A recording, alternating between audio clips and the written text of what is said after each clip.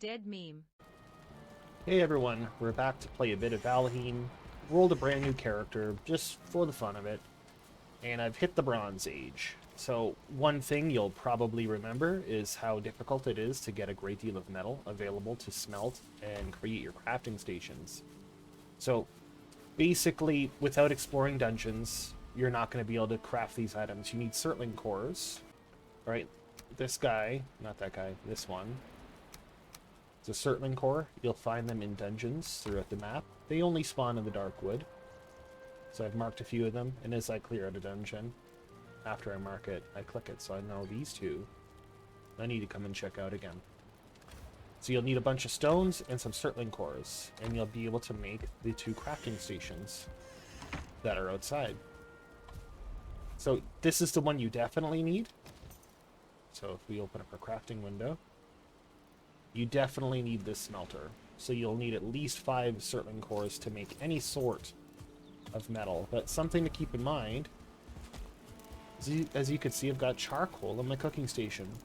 What I've done is I've placed food that I have an abundance of, such as necktails and deer meat, on here until it turns into charcoal. So if you're unable to get 10 Smelting cores immediately, that is an option for charcoal. Not great, but at least you have it. So while we're here, you'll probably notice I got portals up. This would seem to be the obvious way to go about doing things, but of course, if you remember, or if you're new, this symbol on this tin ingot means I'll be unable to use this teleporter. So something is preventing me from teleporting. So ores and many critical materials have that symbol on it. So basically, you're not going to be able to teleport as long as it's being carried in your inventory. So one option you have is to build this cart to help you carry a lot more, because that is the biggest drawback, is weight. Weight is going to be a large problem.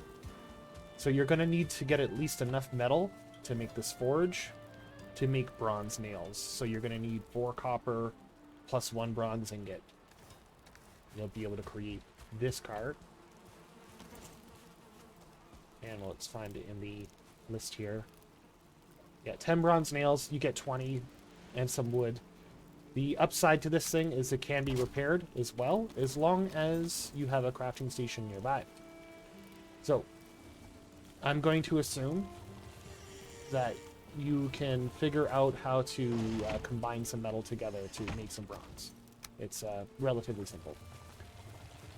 So, we're just going to kind of run along, and you take your hoe with you, and you can just kind of even it out, make it easier for you to get to where you're going. And as you can see, my rested state is relatively decent before I decided to leave, right? I don't want to have to deal with being exhausted. So I'm making a little road.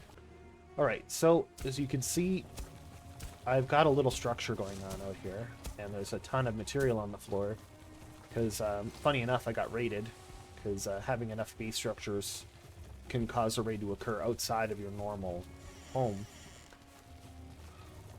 So, everything in here can be built without bronze tools.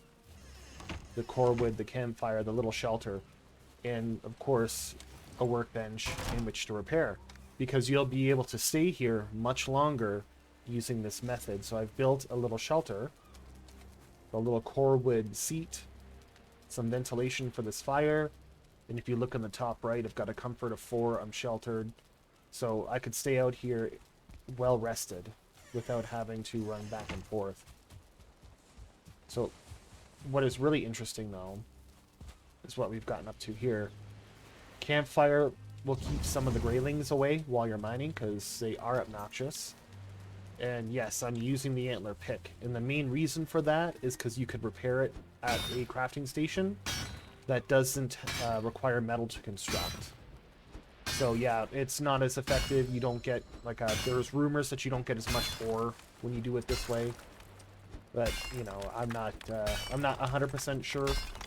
But the reason I've chosen this antler pickaxe is because I could easily fix it within the shelter. So we're going to kind of break this down And I'll show you what I mean. So, well, we'll deal with them later. So, we're just going to kind of pretend that I've broken my pickaxe.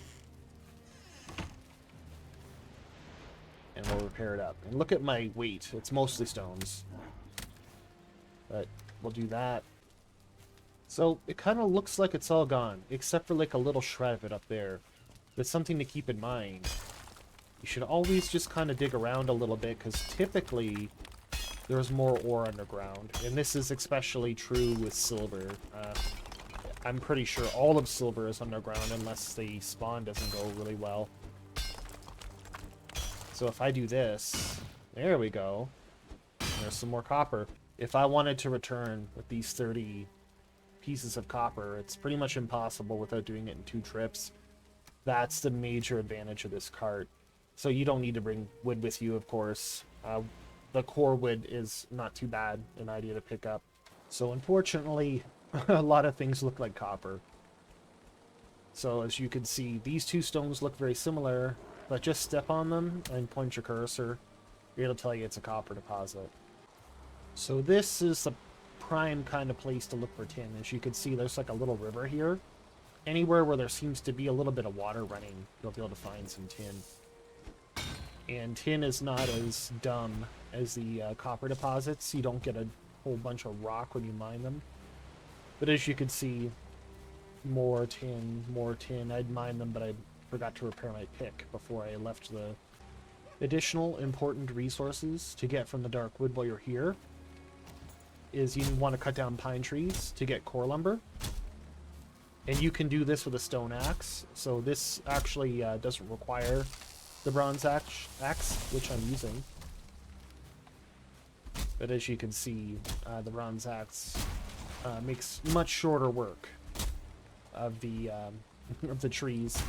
The one thing to keep in mind is to repair this axe. It is bronze, so you're going to have to go to the station that you made it in, which would be the forge. Alright, excellent example. Here's a dungeon. There's a couple different kinds, but typically they're being guarded by skeletons. And skeletons don't care for blunt damage. So as you can see, Stag Breaker makes short work of them. So this is an additional example of what a dungeon might look like, or a crypt in this case. I knew it was here, or at least to look for it here, because there was a skeleton nearby guarding it. But while we're here, I'll show you something very helpful. You can still build in these, even without a crafting station. At least you can build a campfire. As you can see, it would stop making me a liar. There we go. We can get a rested state in here and deal with the wet debuff, which is not uncommon. So this counts as a sheltered space. You can get some rested in here. The Stag Breaker in these little crypts, you can close the door, and the enemies don't know how to use it, or they don't know how to open the door. They could break it. But as you can see, I can damage stuff on the other side of the door. So it gives you a bit of an advantage if you have a Stag Breaker, which you can make with some of that core wood that you picked up. As well, core wood will be required to make the next bow, which I highly recommend.